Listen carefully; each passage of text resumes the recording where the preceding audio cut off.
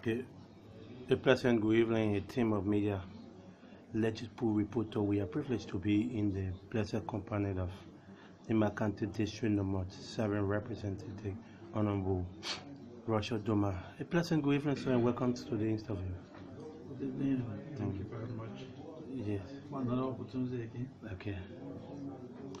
You are less than a week to climb out your second sitting year at the 54th National Legislature. How has been moving from private life coming into politics? Well, wherever we've been serving people. We have basically been a public. So this is not a strange phenomenon. Whatever we're doing now are things that we've been doing over the years. So I think, yes, legislatively we are adjusting, but they are not strange. Okay. So what are some of the challenges in living from, although you say you've been serving before, but you are now presiding over a district that have excluded, maybe stand to be corrected, over 7,000 residents? Well, we have over 50,000 persons in my district. Let's start with your challenges first. Yes, I mean that's what I'm moving to. The population is huge. Even though we have been in service before, but we have been dealing with relatively small number of people in institutions and communities. But now you have a wider coverage of communities that you have to serve. How many persons are we talking about in your district? We have over 50 to 60,000 persons, 50 to 60,000 inhabitants in my district. And most of the communities are communities that are challenged when it comes to road network, educational facilities, health facilities, just say healthcare needs, and so forth. In some places, some of the issue of agriculture has become a challenge. So the communities are wide and the needs are varied, but very important. So these are the kind of communities that we are serving. Yeah, so basically all of the challenges you have named seems to be in a general basket in terms of what other constituencies are facing, because road challenges all over, the issue of acute drugs shortages are all prevalent in the various medical centers across this country. We also talked about poor educational standard and all of that, lack of trained teachers. Those are all national problems. Yeah, national problems. So, what particularly would you like to see happen to make a difference in your constituency to move the community forward? Well, you see, my district is a subset of the set that we found to be Liberia. So what you find in other places is common that they are translated into the district that we represent. So that is not strange. What we can do as legislators is to advocate for central government to move in and improve on the quality of services that are provided, especially looking at the economic constraints where budgetary allotment to institutions have been cut significantly. We are talking, telling them the importance of making those services available. Notwithstanding our own personal means, which is very minute to the kind of conditions that our people have.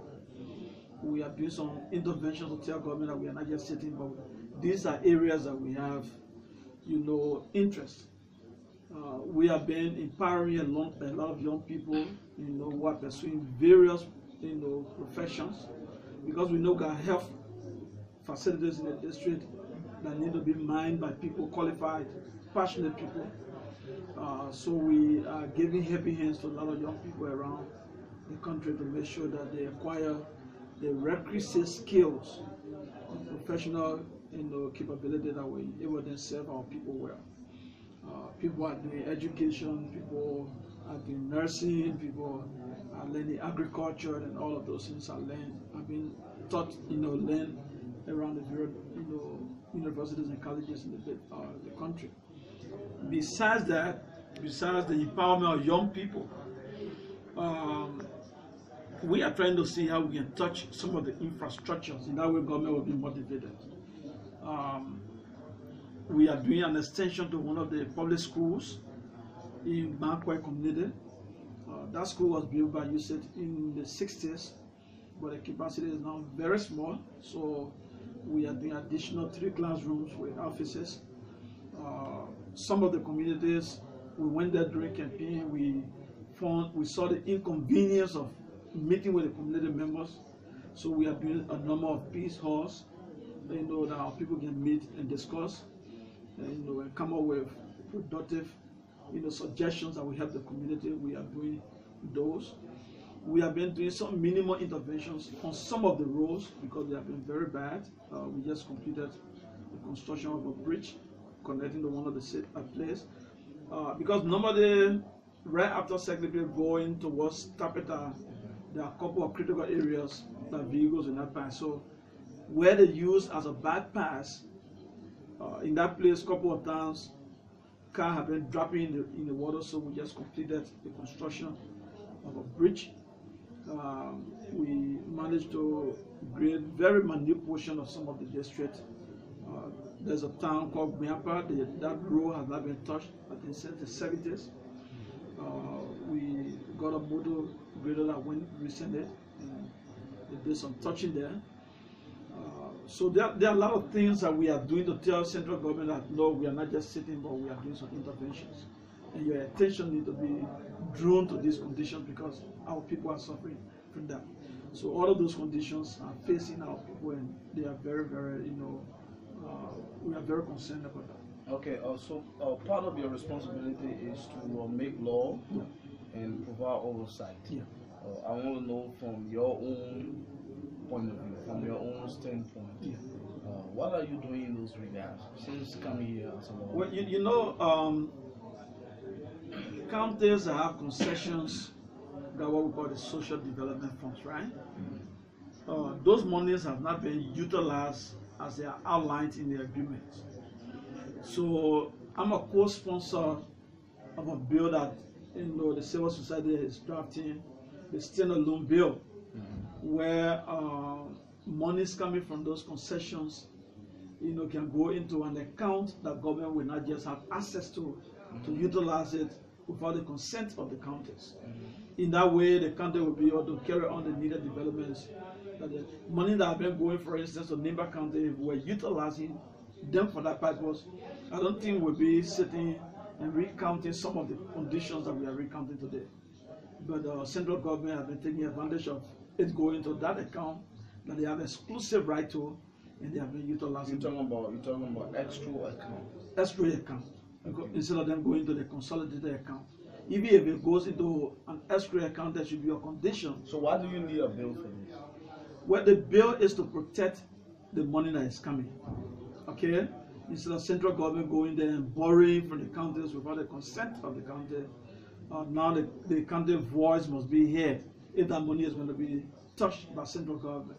Okay, so it's for the protection of the funds that will be coming. So you're working on that bill now? The bill has been drafted. The civil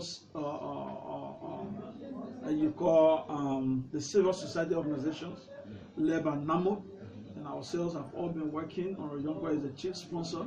But all of us have been working to ensure that that bill is introduced so that our people can be. Well, we were hoping that the House was going to pass it before the closure of this session. But as it stands, the last time we met, there were some issues that were lifted up. So the legal people are looking at that before we can submit it. So in terms of oversight, what have you touched? Well, right now, there are a lot of issues that have been having in the district, and we have been raising it up with relevant authorities. For instance, in the integration program of refugees, we have refugees that live in both Saklepi and Ban. And some of them have agreed to be integrated into the local communities.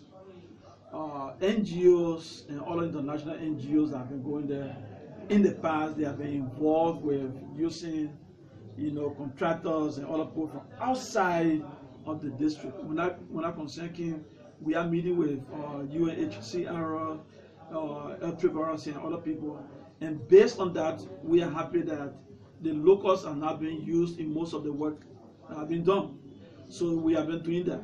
Besides that, there are other situations that have been coming up. You know, for instance, situation of health facilities, you know, being adequately funded. I think we have been approaching the relevant authorities to ensure that the requisite equipment and medications are available so that our people can be treated, you know, well. So even in the area of education, recently you saw the communication that I sent. It was part of the oversight responsibility. Most of our young people, especially in the high school, who are in the public schools, are not entering now because government has come up with a public policy that you have to pay all of the fees before you can be accepted to sit down in class. That is inconveniencing most of our students and the parents. So we are asking our colleagues to join us so that that policy can be reversed in order for installment payments to be done, in order for the young people to be able to go to school. So these are some of the oversight. So by November, you're supposed to be going to going for your agriculture break. So what are some of the October? Yeah, what are some of the things you contemplated on embarking upon? Well, normally when we go, we hold consultations with our people. For instance, the resolutions from the National Dialogue Forum, you know, has been given to us for us to go, you know, to have consultations with our people. There are issues of the prepositions that have been presented. I'm of the strong opinion that we have to have consultation with our people. Even the issue of war and economic crime court, they are all going to affect our people. You know, there were people who were victimized in the process. So we have to get their own input as to how they wanted to proceed. So there are a lot of issues that we have to have consultations with our people on. Besides that, just as I told you, we are undertaking some projects in the district. We have to go to ensure that the projects are either completed or significantly done, so that our people will, the quality of living in the district can improve. So these are some of the plans that we have on our tables to do in the time of the. So you come from a county that has one of its sons who is heavily linked to the issue of war crime. Does that embarrass you as a lawmaker in terms of what decision you should make in this process? I always told people that when you are taking national decisions, you don't look at individuals. It makes you to make a lot of mistakes. Okay? Yes, we have one of our sons that people talk about, but if we are to do justice to Liberia, we should not be looking at individuals. We should be looking at the overall goal that the country is going to achieve. And for me, that's a concern I have. It's not about my citizens being involved. It's not about, you know, citizens being victimized or being accused, but it's about what the country is going to benefit as a result of the establishment of this court. But so, does that mean you fall or against? Well, I'm on the committee that look at that critically, and the committee has agreed, you know, and submitted a report that it could be established. So, by virtue of the fact that I'm a member of that committee, I support the decision of the committee. And so, what is that decision? The decision is for the court to be established. Have you one of those who have signed it? I haven't signed yet because, just as I said, we need to do consultations. That's what the resolution said. I mean, the motion that was made in plenary said that we go back and have consultations with our people. And legislatively, we have to look at that, right? So if the motion said that and we all voted towards it, then let's respect our people by going back to them. Nimba County is one of the counties that Senator Prince Johnson hails from. We understand he has majority of his supporters in that county, and they are all, you know, supporting him in whatever political endeavor. He happens to be one of the sons of him, and you are part of a committee that you know, formulated a recommendation to establish one economic. So don't you think your people might be, you know, may see a bit different from the political? My people, you know, the good thing about me is that everything I do here, I have consultations with our people, regular consultations.